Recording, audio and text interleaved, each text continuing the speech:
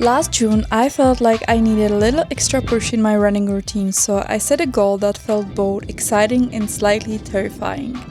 As I started to preparing myself for Copenhagen Half Marathon 2024, I realized I didn't just want to do the race. I wanted to feel the city, to step into its rhythm, so I did something I'd never done before. I booked a solo trip.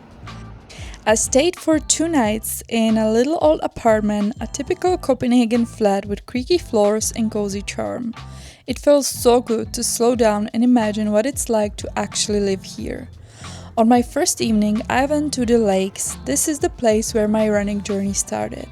It was a lovely warm evening. I sat on the bench with my soft berry ice cream, and I felt so grateful for being back in my favorite city.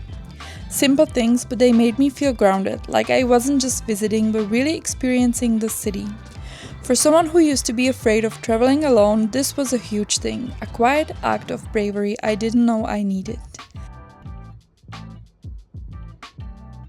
I can't believe I did this. It's so far the best thing I've ever done in my life, and I'm not even there.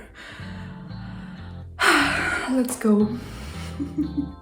One of the highlights of the trip was joining Obrangesels, a local running club led by Astrid. The girls are usually running in the area around the lakes, one of my favorite parts of Copenhagen.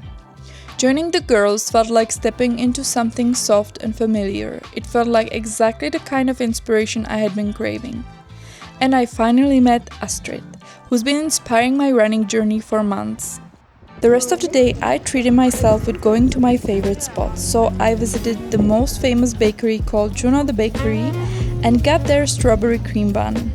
Then I headed to get a coffee and BMO at Andersen and Mejlar in Nordhavn. The next day I said goodbye to my little cozy apartment and headed to the city center to get a cardamom bun at La Cabra.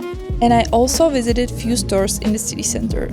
Then I headed to the beach, and one of the things that was on my bucket list for this solo trip was taking a dip in the sea. I read my book at the beach for a while and then headed to the little area for cold plunges. If you follow me on Instagram, you probably already know that Copenhagen is my happy place. There's just something about it. The biking culture, the style, the balance between work and life, the way people move with purpose but not pressure.